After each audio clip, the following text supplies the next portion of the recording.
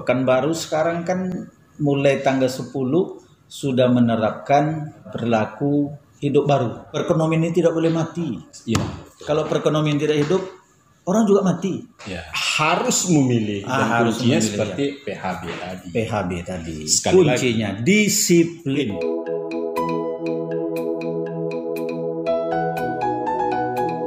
Assalamualaikum warahmatullahi wabarakatuh, sahabat podcast Bura Akal.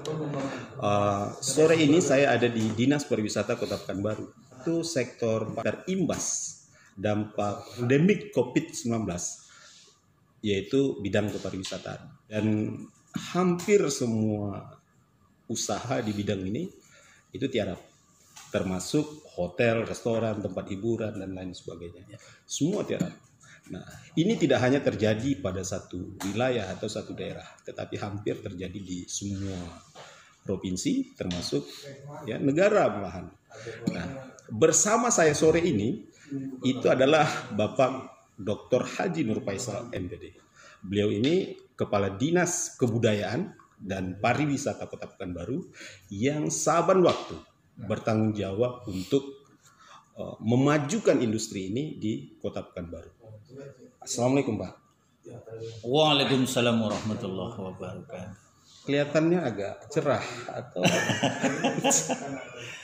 Ya memang sore ini kita agak mulai cerah karena kita lihat para pelaku usaha wisata ini sudah mulai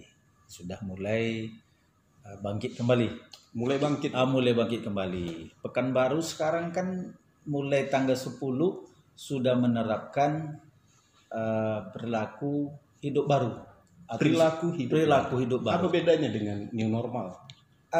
Kalau new normal itu istilah orang sana. Oh. Kalau istilah kita di sini adalah perilaku hidup baru. Oke. Ini kita memberikan kebebasan kepada masyarakat kita, tetapi dia harus mengikuti protokol kesehatan yang sudah ditetapkan oleh pemerintah Kota Pekanbaru. Dan kepatuhan tentu penting ya kan? Iya. Karena tanpa kepatuhan Disiplin itu sangat penting sekali. Kalau itu dijaga dan sekarang ini tim kita ini sedang turun terus nih. Sedang turun. Sekarang itu sudah berada di salah satu tempat destinasi, juga ada di hotel sekarang, juga ada yang di tempat hiburan, dan mereka itu melihat sarana-prasarana yang disediakan. Dan kemarin juga turun, makanya saya hari ini agak cerah karena kita lihat tempat-tempat itu sudah mulai berkembang, sudah mulai dikunjungi oleh orang, karena memang masyarakat kita ini mungkin sudah jenuh di rumah. Iya, betul. Sudah jenuh di rumah. Dikurung sekian bulan ya. Dikurung 2 bulan sampai 3 bulan, dan sekarang mereka sudah mulai turun, sudah mulai keluar begitu. Tetapi kita menghimbau ikuti protokol kesehatan. Itu yang terpenting. Iya, pakai masker, kemudian cuci tangan, kemudian jaga jarak. Begitu. 3 macam itu dilaksanakan. Kawan podcast, ini menarik nih. Tadi Bapak Nur sudah mulai sedikit ya. Wajah saya agak ceria nih. Walaupun sudah sekian lama tampaknya memang kemarin jenggot aja enggak? Tak terurus. Tidak terurus kemarin, tidak terurus. Iya, betul. Pak, sektor pariwisata ini tentu yang paling fatal ya Pak, menerima imbas. Ya. Kalau dari pengakuan kawan-kawan hotel lah misal Pak, seperti apa kondisi yang sebenarnya Pak, yang terjadi kemarin itu? Iya. Kenapa sektor pariwisata itu disebut sektor yang punya imbas sekarang ini? Karena pemerintah kita 2-3 tahun terakhir ini menjadikan sektor wisata ini sektor unggulan untuk menstabilkan perekonomian, untuk mensejahterakan masyarakat, untuk mendapatkan pendapatan asli daerah. Contoh Pekanbaru, sektor wisata termasuk PAD tertinggi di Pulau Sumatera. Luar biasa. Kita kemarin itu dapat meraih itu 204 miliar tahun 2019. Tahun 2020 ini tentu sudah mulai sudah terganggu. Tapi tetap optimis kan? Tetapi kita tetap optimis, makanya sekarang ini teman-teman kita dari semua bidang, ya bidang sumber daya pariwisata, bidang seni budaya, bidang industri dan destinasi pariwisata, bidang ekonomi kreatif, ini sekarang sudah membuat rencana aksi. Bapak yakin masih ada harapan? Oh, optimis sekali. Optimis. Iya, yakin betul. Apa saya. yang membuat Bapak optimis? Ya, karena memang, waktu. Karena masih spare-nya terlalu. Iya, karena kita masih di tengah. Iya, kita ini kan termasuk daerah yang banyak dikunjungi. Bukti sudah ada 3 OPD atau 3 lembaga dari luar daerah yang menelpon dia ingin datang ke Pekanbaru. Ada yang dari legislatif, dari DPRD. Ada yang dari dinas, bahkan di dinas pariwisata. Artinya kalau seandainya ini mau pulih lagi, kuncinya disiplin lagi. Disiplin. Kita harus disiplin sekarang. Nggak bisa kawan. Kalau seandainya kita mau sektor ini pulih, masyarakat datang kemari seperti yang dikatakan Pak Nur tadi. Ada 3 gelombang orang dari luar mau datang ke Pekanbaru. Tetapi kalau perilaku kita tidak PHB, saya yakin mustahil ya Pak. Iya. Tapi hotel, saya lihat tadi kan Bapak nanya hotel kan? Iya. Perkembangan hotel sekarang sudah mulai berkembang kembali. Sudah mulai Berkembang kembali. Kemarin pada minggu kemarin itu sudah banyak hotel yang ingin melakukan resepsi pernikahan. Nah, tapi karena perwaku kita tentang PHB ini, perilaku hidup baru ini belum keluar, maka ini belum kita berikan izin. Karena mekanismenya hotel itu harus mengajukan izin kepada DPMPTSP Kota Pekanbaru. Izin untuk kembali beroperasi maksudnya? Izin untuk kembali beroperasi, izin untuk melakukan berbagai kegiatan, termasuk pesta pernikahan. Harus patuh. Harus patuh. Tak usah sembunyi-sembunyi. Tidak usah sembunyi-sembunyi karena kita sudah ada Satgas dengan PHB. Dengan PHB ini kita sudah terpadu semuanya untuk pengawasan ini. Ada nanti dari TNI, ada dari kepolisian, ada dari hotel itu sendiri harus menunjuk orang untuk melaksanakan protokol ini. Kan ada asumsi sih Pak di masyarakat. Corona itu kan barang nggak kelihatan, ngapain kita takutkan? Jadi asumsi ini akhirnya menimbulkan semacam antipati ya Pak. Nggak usah lah pakai masker.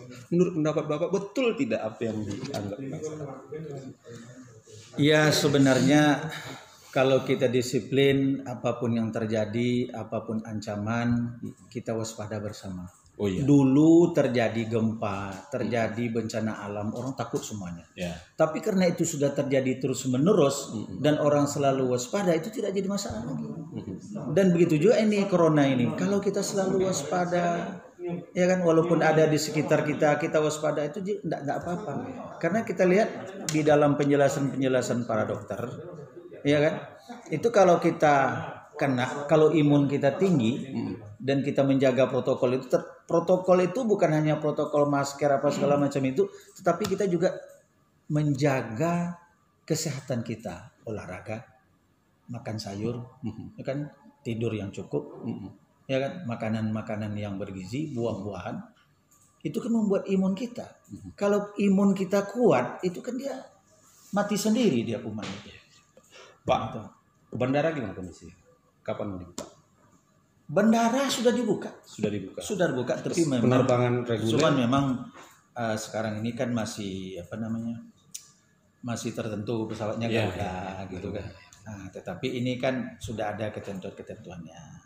Mereka harus ada surat izin ini, ada surat izin bepergian, ada izin dari atasannya, ada surat kesehatannya. Kemudian sampai di bandara dites lagi begitu. Jadi seluruhnya sekarang ini sudah dibuka karena perekonomian ini tidak boleh mati. Kalau perekonomian tidak hidup, orang juga mati. Kena virus, orang juga mati. Sekarang harus memilih dan kuncinya seperti PHB tadi. Sekali kuncinya lagi, disiplin. Gitu. Kawan podcast, tanpa disiplin mustahil sektor ini pulih. Dan di samping itu saya juga ingin tanya dengan Pak Nur. Pak suka tempat hiburan yang seperti apa? Alam? Saya? Kalau saya suka tempat hiburan itu adalah alam terbuka. Mengapa demikian? Iya. Pengalaman pribadi atau karena lagi tren, Bapak ikut tren? Oh tidak, saya dari dulu memang bersahabat dengan alam. Bersahabat dengan alam. Dari kecil semenjak orang tua saya di kampung di Rumbio sana sebenarnya alam. Jadi sampai sekarang wisata yang saya suka itu adalah wisata alam. Seberapa besar Pekanbaru punya potensi itu? Pekanbaru besar sekali potensi wisata alam. Ini kita akan membuat di Talas itu kita membuat kawasan ekonomi pariwisata khusus. Kawasan ekonomi khusus pariwisata. Itu nanti ada 1.000 hektar. 1.000 hektar. 1.000 hektar. Di sini di daerah Tenayan kita juga punya KIT kawasan industri Tenayan. Di situ juga ada nanti tempat-tempat wisata. Termasuk perkantoran kita itu juga kondisi alamnya luar biasa sekali. Itu mau dikonsep semua. Mau dikonsep semua itu menjadi destinasi wisata. Kalau sekarang kita pergi sore-sore ke perkantoran Tenayan Raya, perkantoran kita yang baru, banyak masyarakat. Apa ini, Pak? Dan kita lihat bukan hanya masyarakat Pekanbaru saja. Orang luar juga. Orang luar banyak. Kemarin saya sampai sore di sana itu ada plat BP. BP itu dari Tanjung Pinang itu, dari Kepulauan Riau itu. Banyak sekali mereka ke sana itu menikmati duduk-duduk gitu. Iya, santai mungkin Pak. Tapi orang jual-jual makanan mana memang belum ada. Iya. Tapi mereka itu bawa sendiri, berkeluarga di situ, bawa anak istri, ya kan, bawa orang tuanya malah gitu foto-foto di situ. Iya. Itu indah sekali. Saya lihat Pekanbaru juga punya tekstur alam yang tidak kalah sebenarnya. Ada sungai, ada wilayah perbukitan ya Pak. Yang menarik disimak dan ada di memori banyak orang itu salah satunya Danau Buatan. Katanya mau dibikin sesuatu ya Danau Buatan. Iya. Jadi yang kita kembangkan sekarang itu namanya Danau Bandar Kayangan. Di sebelah Danau Buatan. Oh, ada 2 tempat. Iya. Kalau Danau Buatan ini hanya sekitar 1 hektar. Ya. Kalau Danau Bandar Kayangan 14 hektar. 14 hektar ini akan kita kembangkan. Di tengahnya ada danau, kemudian ada hutan. Itu masih ada situ monyet segala macam, masih lengkap. Masih mantap ya? Masih mantap. Kalau kita pergi situ kita nampak monyet di situ. Nah, monyet itu nanti tidak akan kita, katanya juga ada pelangi gitu. Tidak akan kita tebang gitu. Jadi itu nanti akan kita buat jalan kayu. Jalan kayu ini sampai ke tengah danau. Mirip jembatan. Ya jembatan ke tengah danau, sampai di tengah danau para wisatawan bisa melihat sunset. Indah sekali. Jadi yang mau kita jual air sunset, dan situ nanti juga kita buat gazebo tempat orang beristirahat begitu. Pak, banyak orang yang tak tahu. Danau Bandar Kayangan itu kan di Jalan Pramuka kan? Iya, Jalan Pramuka. Itu berapa lama kita jalan dari Jalan Pramuka ke Sudirman itu? Sampai nggak 10 menit? Paling lama 15 menit. 15 menit dengan adanya jembatan Pelita Pantai yang udah Marhum ini. Bukit, ya. Itu paling lama 15 menit sampai dia ke Bandar Kayangan. Artinya ini sebuah potensi besar yang bisa dinikmati orang yang datang ke Pekanbaru. Iya. Bisa belanja, bisa menikmati alam. Benar sekali. Ya. Jadi kita sekarang sudah sedang mengembangkan Sungai Siak. Sungai Siak juga. Sungai Siak ini sudah kita kembangkan. Di sana sekarang sudah ada kapal restoran. Kapal restoran. Ya, jual kopi. Ya, mau kopi, jual makan. Itu sudah ada di situ. Kalau pagi dia menjual sarapan pagi, kalau siang malam nanti dia menjual makan nasi begitu ya. Kemudian juga ada kapal kecil-kecil untuk masyarakat nanti berwisata. Nah, itu sudah ada di situ. Kemudian Pelindo itu juga nanti akan mengembangkan kawasannya. Oh, yang kawasan pergudangan. Ya, ada sekitar 2,5 hektar. Itu di situ nanti akan dibuat juga pusat komersil. Ada hotel, ada pertokoan, ada nanti menjual-jualan seperti di Melaka, di Malaysia itu yang free pajak, tidak pakai pajak begitu. Arealnya gitu. Kemudian rencananya nanti juga di situ akan kita buat, untuk tahap awal ini kita buat flying fox. Iya, flying fox. Kemudian nanti juga akan dibuat di situ oleh investor itu kereta gantung. Kereta gantung. Di Kereta atas sungai gantung. semua. Dia kereta gantung itu nanti dari Sungai Siak ini nanti tembusnya adalah untuk ke Bandar Kayangan. Luar biasa. Jadi kalau kita geser sedikit sekitar setengah kilo itu sampai ke Danau Buatan, geser lagi agak sekitar 1,5 kilo itu sampai ke wisata Dakwah Ukura. Wisata Dakwah Ukura ini di situ ada berkuda, memanah dan berenang. Ini adalah triathlon sunnah namanya. Iya, triathlon sunnah. Ini adalah sunnah Rasulullah, olahraga yang dianjurkan. Kemudian kita bergeser lagi ke arah timurnya, itu 1,5 kilo lagi, itu nanti kita ketemu Taman Bunga. Ada kebun bunga. Di Taman Bunga itu sudah lengkap sekarang semuanya di situ. Makanan-makanan tradisional, kemudian penampilan budaya. Di sana juga ada homestay. Nah, jadi, yang bisa diakses. Jadi masyarakat nanti bisa situ menikmati homestay dengan makanan-makanan kampung atau makanan-makanan tradisional. Dan di daerah Taman Bunga ini keseberangnya itu nanti akan dibangun lagi jembatan Siak 5. Yang tembus ke Senayan itu ya, Pak? Tembusnya nanti ke KID, kawasan industri Senayan. Senayan, tembusnya ke kantor perkantoran kita, dan juga tembusnya nanti adalah ke PLTU Tenayan. Artinya Pekanbaru dalam beberapa tahun ke depan pasca Covid ini bakal ada gebrakan-gebrakan baru. Luar biasa. Karena petunjuk dari Bapak Wali Kota, ini jalan tol akan dibuka. Jalan tol ke Dumai. Dumai hanya 2 jam. Kemudian nanti dari Dumai ke Pekanbaru nanti bisa lagi ke Padang, ya kan, ke Sumbar, bisa lagi ke Sumatera Utara. Yang kita harapkan sekarang orang dari mana-mana itu berhenti di Pekanbaru ini, dia harus bermalam di sini. Karena itulah gunanya kita menyiapkan segala-galanya di sini. Termasuk akomodasi. Termasuk akomodasi. Seperti di kawasan ekonomi khusus pariwisata. Di sana akan kita buat agrowisata. Ada di situ juga Taman Bunga, ada di situ juga Taman Buah. Taman Buah ini sudah ada 200 hektar. Ini kelasnya bukan kelas lokal. Bukan kelas lokal lagi. Termasuk di Bandar Kayangan itu akan dibuat waterbomb kelas Asia. Kolam renang kelas Asia baru ada di Bintan, Pak, Lagoy. Di situ akan dibuat kelas Asia. Ada pesaing baru. Ada pesaing baru. Wah, luar biasa.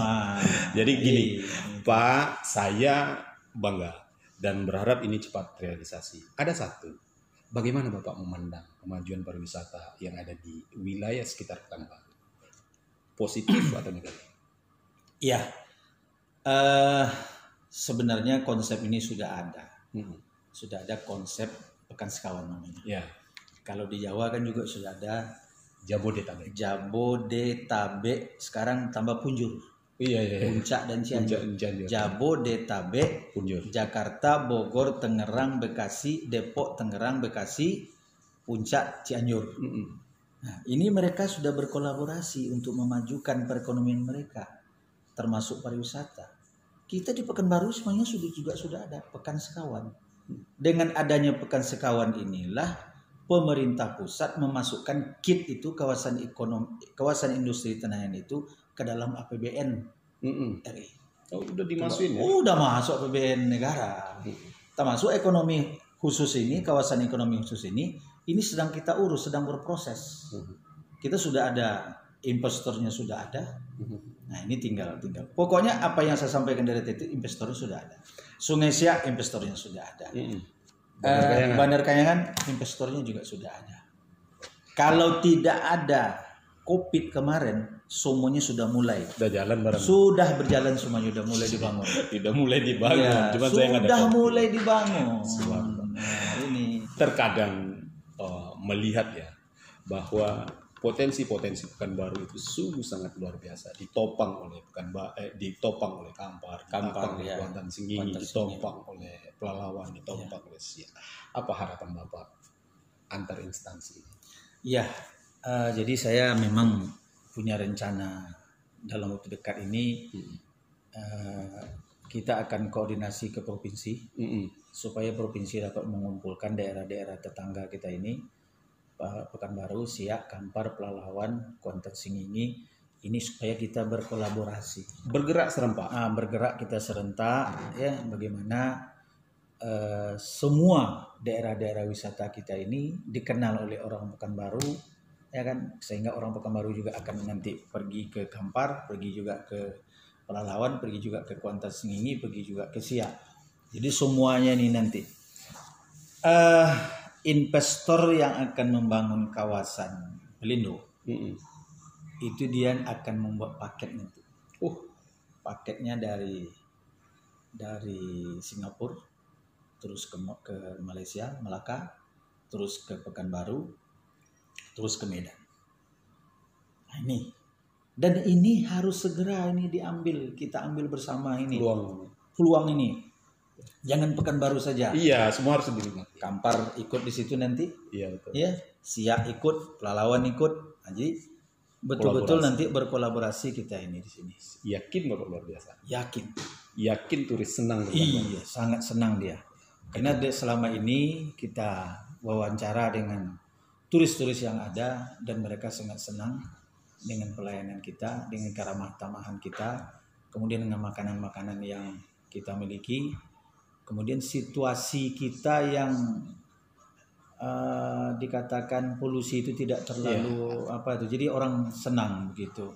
Makanya saya selalu menghimbau kepada masyarakat, kepada kita semua, mari kita laksanakan Sabta Pesona itu. Kita buat orang itu aman, nyaman. Kita siapkan yang ramah, kita siapkan yang bersih, begitu kan? Ada lagi kenangan untuk mereka. Jadi intinya kita siapkan kebutuhan wisatawan itu apa? Kita kan tahu apa kebutuhan dari wisatawan itu, dan kita pelihara nilai-nilai budaya kita. Karena sekarang wisatawan di seluruh dunia ini yang dicarinya adalah wisata budaya. Iya. Jadi kita pelihara, kita jaga. Tidak perlu kita ikut ke barat-baratan, tak perlu. Contoh Jepang. Jepang orang ke sana mencari pakaian kimono itu. Kimono. Jadi kita tidak perlu ikut barat kita. Seni misalnya, ya seni kita yang kita tampilkan. Tidak perlu kita di hotel diputar lagu barat. Udah biasa sama orang itu. Betul. Diputar celempong itu. Ngapain kita malu? Karena memang kita malu. Menampilkan sesuatu yang unik itu yang dicari wisatawan. Nah, terakhir saya juga ingin tanya dengan Bapak.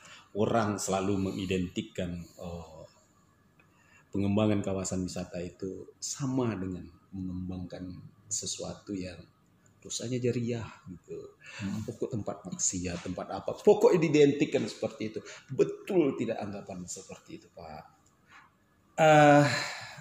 Inilah yang selalu kita jaga gitu ya. Selalu kita jaga. Kalau di tempat lain mungkin. Kalau di tempat kita tidak. Ya, jangan sampai kalau di Bali kita lihat kan orang bercelana pendek, di Singapura orang bercelana pendek. Insya Allah tempat kita tidak ada. Orang bule, orang barat, orang dari India, dari Pakistan, dari mana-mana datang sini, dia sopan, dia menghormati kita. Artinya kearifan lokal diangkat dan wisatawan Bapak yakin ikut ya. Kita punya ciri khas tersendiri. Kita punya ciri khas sendiri. Jadi jangan ikut ciri khas mereka. Jangan ikut ciri khas orang lain. Betul. Luar biasa. Ini memang ulasan yang sangat luar biasa. Baik, kawan podcast Bura Akau. Sebelum kami sudahi, kami tarik kesimpulan bahwa pasca COVID, nah yang dibutuhkan pertama untuk memajukan pariwisata daerah kita adalah kedisiplinan. Kita di tempat wisata, semua pelaku usaha yang ada diharapkan untuk menerapkan protokol kesehatan. Ajak masyarakat untuk menyadari, karena tanpa mengikuti itu, kita tidak akan mencapai hasil yang maksimal dari keinginan kita untuk memajukan industri pariwisata. Ingat, industri pariwisata itu tak akan mungkin berkembang kalau seandainya wabah itu banyak di suatu tempat. Pesan saya terakhir, kita ikuti ya anjuran-anjuran dari pemerintah tentang hidup bersih, hidup mengikuti protokol dengan sangat disiplin dimanapun kita berada. Mari kita laksanakan Sabta Pesona itu dengan sebaik-baiknya sehingga wisatawan akan senang di tempat kita. Kalau wisatawan banyak datang ke sini, tentu kita masyarakat akan selalu sejahtera. Ya, terima kasih Pak. Demikian kawan Bura Akau, Komai Babura. Assalamualaikum warahmatullahi wabarakatuh.